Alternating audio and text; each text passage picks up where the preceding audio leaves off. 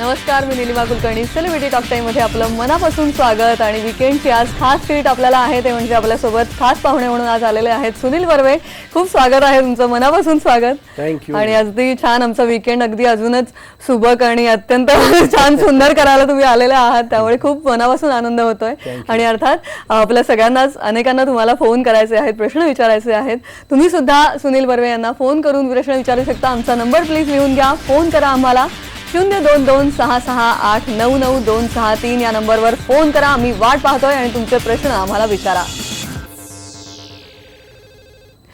सुनील, नेहमीच एक नवीन निमित्त तुम्ही देत असता आणि यावेळेला खूप छान निमित्त आहे, ते म्हणजे अमर फोटो स्टुडिओचं एक अत्यंत उत्तम प्रसिद्धी नाटका आधीची सुद्धा ही अत्यंत दमदार कलाकारांची गँग, सगळी यंग फ्रेश गँग आहे ही सगळी, आणि एक नवं नाटक सुबकचं या निमित्ताने समोर आलं. तर या नाटकाविषयी आधी मी खरं तर निर्माता म्हणून कधीच माझा विचार नव्हता किंवा माझी ॲम्बिशन नव्हती, पण हर्बेरियम झाल्यानंतर कुठेतरी मला असं वाटत होतं मनात की परत हर्बेरियम सारखंच एखादा उपक्रम करावा का, किंवा काही अजून जुनी नाटकं आहेत जी प्रेक्षकांनी पाहिलेली नाहीत आणि पाहण्याची उत्सुकता आहे, तर ती करण्यासाठी माझं खरं तर मार्गक्रमण चालू होतं. माझ्या दिग्दर्शकांबरोबर चर्चा चालू होती. मध्यंतरी आम्ही लंडनला जाऊन काही नाटकंही पाहून आलो तिथली वेस्ट एंडची. त्यामुळे असं सगळं चालू होता, विचार चालू होता, प्रोसेस चालू होती. पण इन द मेन टाईम ही जी दिल दोस्ती दुनियादारीची मुलं आहेत, अमेय वाघ, सूरज जोशी आणि सखी गोखले, हे तिघजण माझ्याकडे आले आणि मला म्हणाले की आम्हाला नाटक करायचं आहे आणि ते सुबक बरोबर करायचं आहे. ते म्हणते की नाटक आहे का तुमच्याकडे, तर नाटकही नव्हतं त्यांच्याकडे. तर त्यांनी जी कल्पना सांगितली त्यामुळे की मला असं वाटतं की विचार करून एकमेकांमध्ये देवाणघेवाण करूनच काहीतरी एखादं नाटक आपण निर्माण करावं, आणि मग सगळी ती प्रोसेस तिथून सुरू झाली.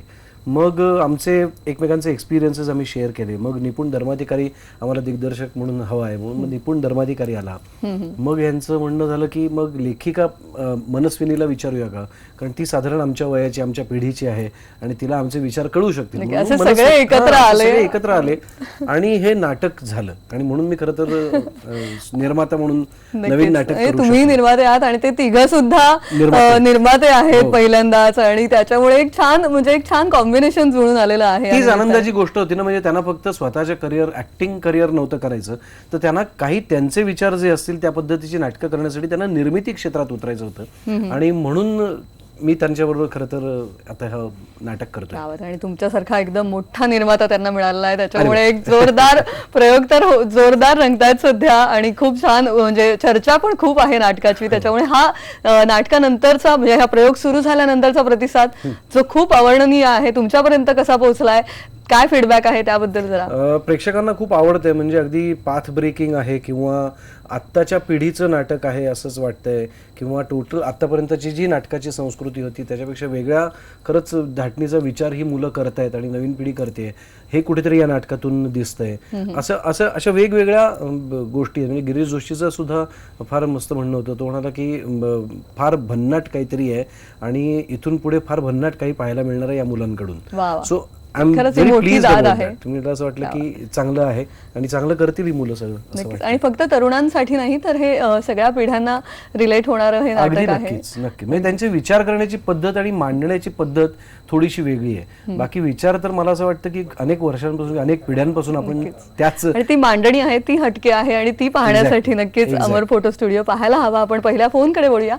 डोंबिवलीहून भारत वावळ आपल्या सोबत आहेत. भारतजी, तुमचा प्रश्न विचारा. नमस्कार, मी डोंबिवली भारत वावळ बोलतोय. नमस्कार. आणि मी तुला एकच सांगतो, तुझं अभिनंदन, कौतुक करतो, कारण तुझ्या प्रत्येक टीव्ही सिरियल, सिनेमा आणि मी जाणून तुझ्या मला खूप खूप तुझा अभिनय आवडतो, त्यामुळे धन्यवाद.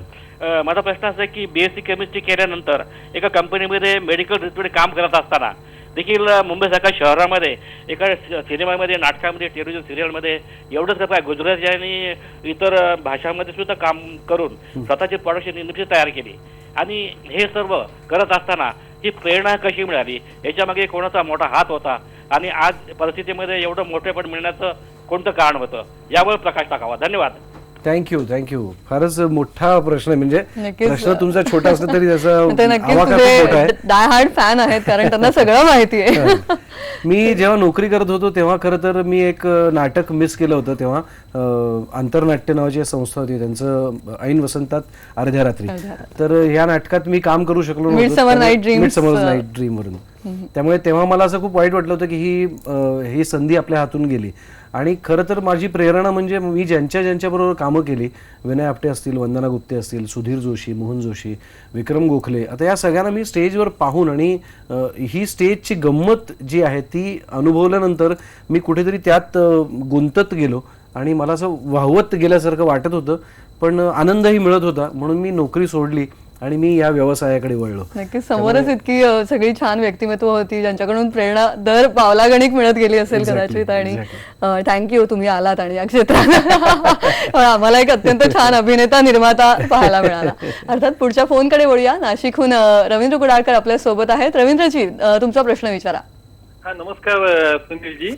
मी रवींद्र कुडाळकर बोलतोय. नीलिमा, मला एक सांगायचंय सुनील बद्दल तुला, की बालगंधर्वला मी 2 महिन्यापूर्वी सुनीलजींना भेटलो होतो. अरे वा. आणि मोबाईल मध्ये सेलिब्रिटीशी फोटो काढण्याचा माझा हॉबी असल्याने मी त्यांनाही विनंती, ते लगेच तर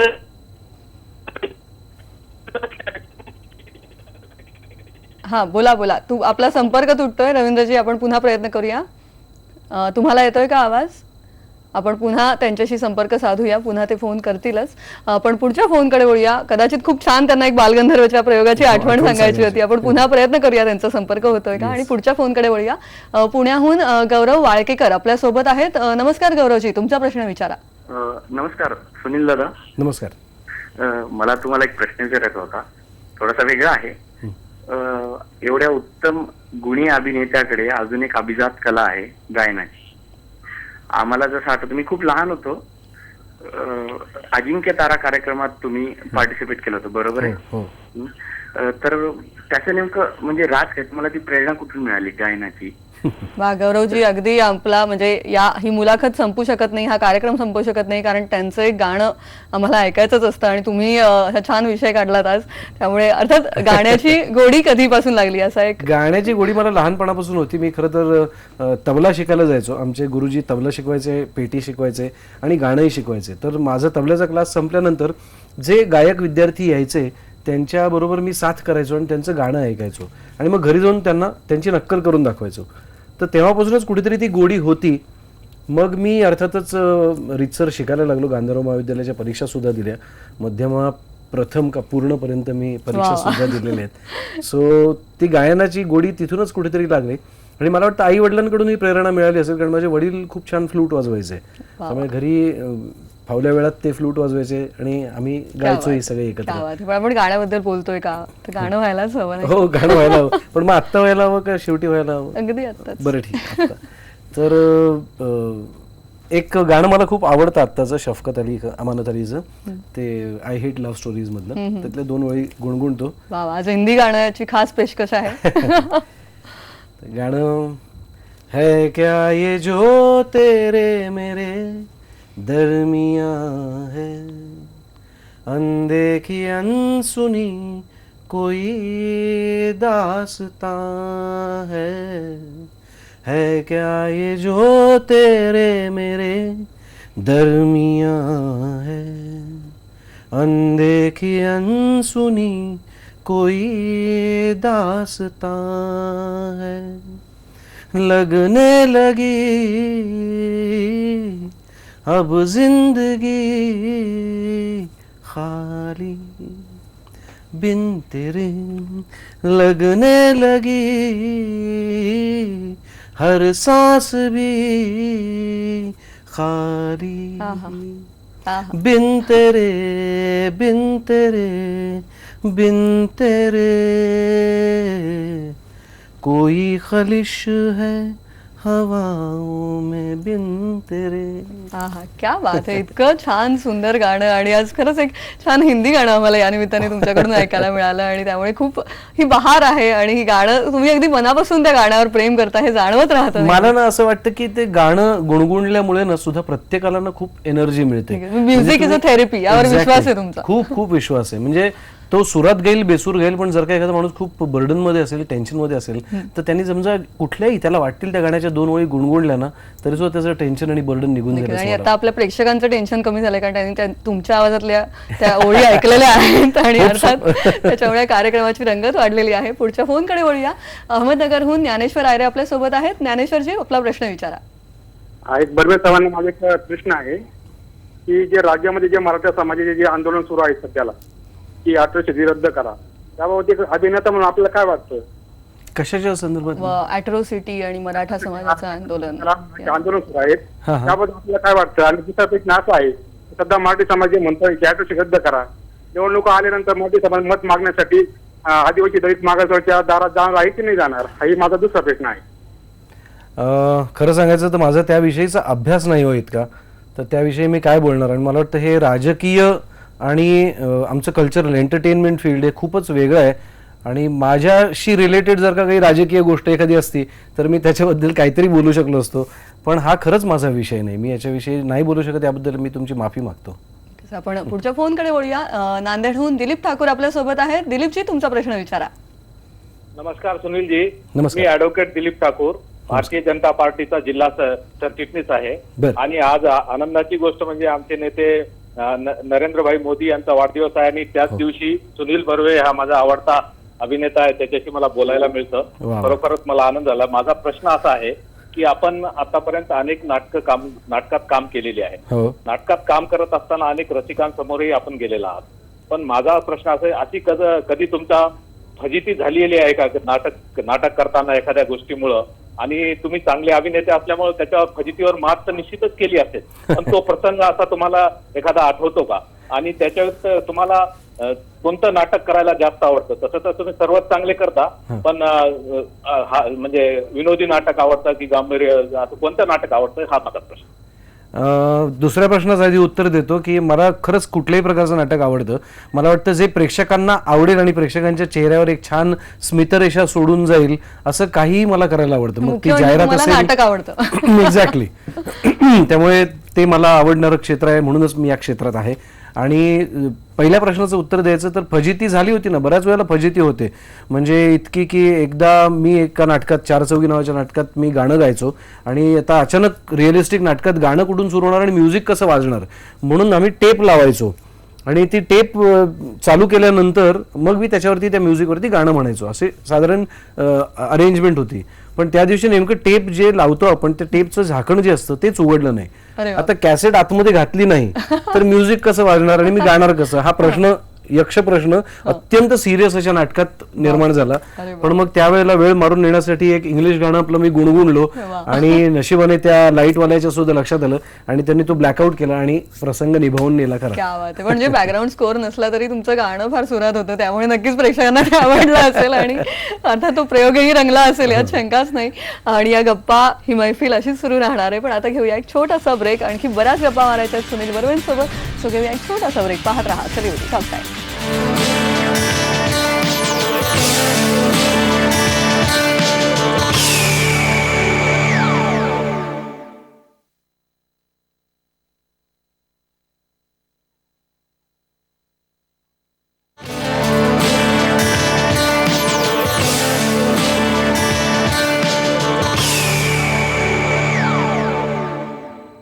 सेलिब्रिटी टॉक टाईममध्ये गप्पांची मैफल आज रंगलेली आहे सुनील बर्वे यांच्यासोबत. आणि ब्रेकच्या आधी आपण सुंदर गाणं सुद्धा ऐकलेलं आहे, त्यामुळे या गप्पा रंगत चाललेल्या आहेत आणि फोनही तितकेच येत आहेत, त्यामुळे रांगेत फोन आहेत. मी जास्त बोलत नाही, आपण फोनला संधी देऊया. वाशिमहून प्रमोद पवार आपल्या सोबत आहेत. नमस्कार, तुमचा प्रश्न विचारा. नमस्कार बर्वे सर. हा बोला. नमस्कार, तुमचा आवाज थोडा कमी येतोय. यापूर्वी तुमचा कुठलाही चित्रपट पाहायचा वाटत नसत, परंतु एक 2013 मध्ये एक मालिका सादर केली आपल्या ETV मराठीवर यायची, एक मोहर अबोल. ती बघून खरं तर मी अक्षरशः तुमचा फॅन झालो. आणि आता मला असं विचारायचं आहे की या चित्रपट सृष्टीमध्ये तुम्ही कसा काय आलात, त्याबद्दल माहिती द्या. चित्रपट सृष्टीत कसा आलो, खरं तर मी म्हटलं तसं वाहवतच गेलो. मी माझं शिक्षण चालू असताना मी अफलातून नावाचं एक नाटक केलं होतं विनय आपटेंबरोबर. त्यांच्यामुळे मला खरं तर या क्षेत्राची गोडी लागली, या क्षेत्राविषयी मला कळलं आणि मग ते करत असताना मोरूच्या मावशी नाटकात काम केलं. मग तिथून अर्थातच प्रत्येक नटाची अशी इच्छा असते की आज नाटकात काम केलं तर उद्या सिनेमात काम करावं. त्यामुळे माझीसुद्धा इच्छा होती. पण त्यावेळेला सचिन पिळगावकरांनी तेव्हा आत्मविश्वास नावाची एक फिल्म केली आणि मग त्या फिल्ममध्ये मी काम केलं. पुन्हा मग चित्रपटाची गोडी वाढली. मग अनेक चित्रपटही केले. त्यामुळे खऱ्या अर्थाने पाहाल तर मी म्हणजे बरोबर बोटीत बसलोय आणि ती बोट बरोबर धक्क्याला लागत चालली आहे. त्यामुळे माझं कर्तृत्व किती आहे याच्याविषयी मी अजून थोडासा साशंकच आहे. मनापासून काम करत राहतो एवढं नक्की. आणि माझं जितका माझ्यावरती विश्वास आहे तितका बऱ्यापैकी माझ्या दिग्दर्शकांचा सुद्धा माझ्यावर विश्वास दिसतोय. म्हणून कास्ट करतात कधी कधी.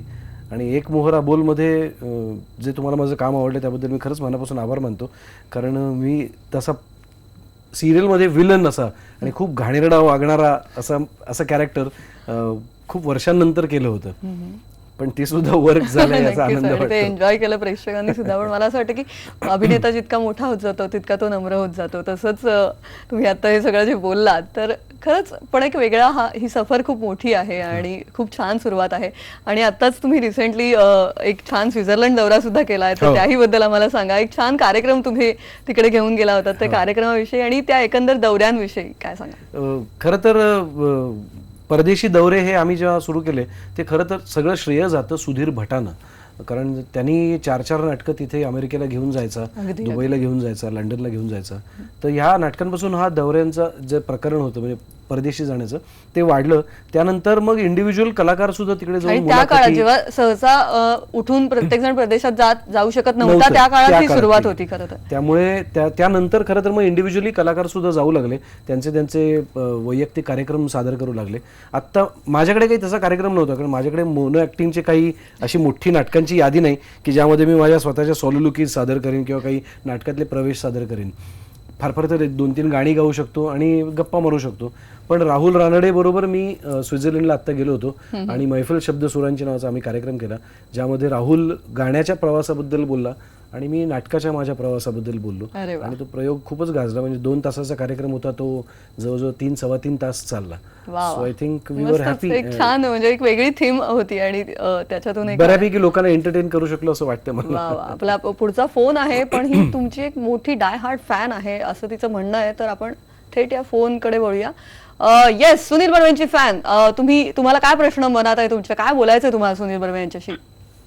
Hello hello. सुनील बर्वे बोलतायत का? हो हो. ओ माय गॉड, मला ना आता विश्वासच बसत नाहीये माझा फोन लागलाय. खरं तर ना मला त्यांना असं विचारायचं होतं की त्यांचं ते नवीन नाटक आहे ना त्यात नुसतं म्हणजे त्यांना सांगायचं होतं की मी 2-3 ला बघितलंय ते, फक्त ते शेवटी कर्टन कॉलला येतात ना म्हणूनच येते मी. अरे वा वा वा. कोण आहे तुम्ही बोला ना त्यांच्याशी. माझे अजून पण फ्रेंड झाले तिकडे आणि ते पण सुनील बर्वेंचे लय मोठे फॅन आहेत. एक मिनिट सगळी फॅनची गँग एकत्र आहे. हॅलो. नमस्ते. नमस्ते. नमस्ते. नमस्ते, गोरेगावहून बोलतोय सुनीलजी. नमस्ते. नमस्ते, गोरेगावहून बोलतोय. पण आमचे अजून एक फ्रेंड आहेत ते माटुंगेला आले ते यशवंत थिएटर मध्ये आता, त्यांच्याशी पण बोलू शकता. नमस्कार, सुनील बर्वे का? नमस्कार. अरे अमर फोटो स्टुडिओचीच गँग. वा वा. अमर फोटो स्टुडिओ आपल्या सोबत आहे. अमेय सूरज सखी आपल्या सोबत आहेत आणि त्यांनी एक छान आपल्या छोटीशी फिरकी पण घेतलेली आहे सुनील बर्वेंची आणि खूप छान डाय हार्ट फॅन मात्र ते नक्की आहेत. म्हणजे हा मला विश्वास आहे. पण आता प्रयोग आहे, रिहर्सल करा. माझ्याशी काय गप्पा मारते. क्या बात आहे. आज छान कनेक्ट झाले आणि खूप छान मजा देखील आलेली आहे. सखी काय सांगायचंय? आवाजाचे आणि स्पीचचा वॉर्मअप म्हणून हा फोन आम्ही वापरतो आहोत. ओके. वा वा वा. नक्कीच अत्यंत सिन्सिअर आहेत आपले ऍक्टर. सुरत, तुझ्याशी कोणी आर्ग्यू करू शकत नाही. You have a reason for every thing that you do. वा वा, क्या बात आहे. मस्त छान गप्पा सुद्धा झालेल्या आहे. अमर फोटो स्टुडिओ बद्दल आपण बोलतोय. अमर फोटो स्टुडिओ आपल्या सोबत इथे पण होता आणि त्यामुळे धमाल आलेली आहे. अर्थात या गप्पा आणखी मजा येणार आहे. त्यामुळे घेऊया एक छोटासा ब्रेक. पाहत राहा सेलिब्रिटी टॉक टाइम.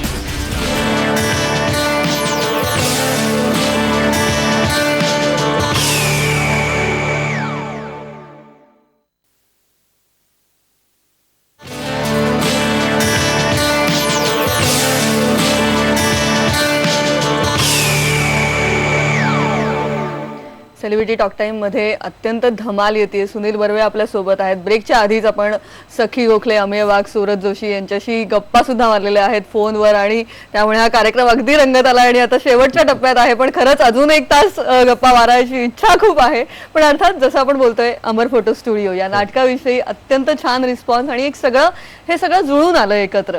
पण या नाटकाविषयी पण आम्हाला काही सांगाल का? म्हणजे हे नाटक कशाभोवती गुंफलेलं आहे किंवा काय? तो विषय जरा गुलदस्त्यात आहे. नाही गुलदस्त्याच्या पेक्षा आता मला सांगायला काहीच हरकत नाही, कारण बऱ्याच लोकांनी नाटक पाहिलंय. पण प्रत्येकाला ना कुतूहल असतं ते म्हणजे आपल्या पूर्वजांविषयी किंवा रादर आपल्या भविष्याविषयी आणि भविष्यात घडणाऱ्या गोष्टींविषयीचं एक भीती सुद्धा मनात असते. पण ते नेहमीच पूर्वसंचितावरती पुढे ढकलत असतात स्वतःचं वर्तमान. तर मला असं वाटतं की हाच प्रश्न त्या 2 जणांना पडलेला आहे, म्हणजे त्यातले जे नायक आणि नायिका आहेत त्यांना.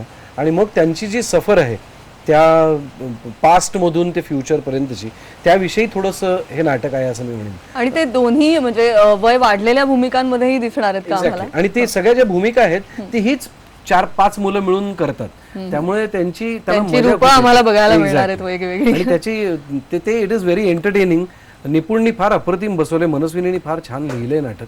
त्यामुळे असं मला वाटतं की चांगली भट्टी जमली आहे. आता प्रेक्षकांचाही अजून प्रतिसाद त्याला मिळतोय तसाच मिळत राहिला. नक्कीच. जाता जाता अगदी शेवटचा प्रश्न मला हा विचारायचा की मराठी नाटक म्हणजे हर्बेरियमचा तो एक अगदी सुवर्ण काळच म्हणायला हवा, कारण त्यांनी त्या जुन्या नाटकांना पुन्हा एक पुनरुज्जीवन दिलं. एक खूप छान काळ, मराठी थिएटरकडे प्रेक्षक पुन्हा वळले. आणि आत्ता मराठी नाटकांची स्थिती तुम्हाला काय वाटते? निर्माता म्हणून, अभिनेता म्हणून आत्ता मराठी नाटक कुठे आहे?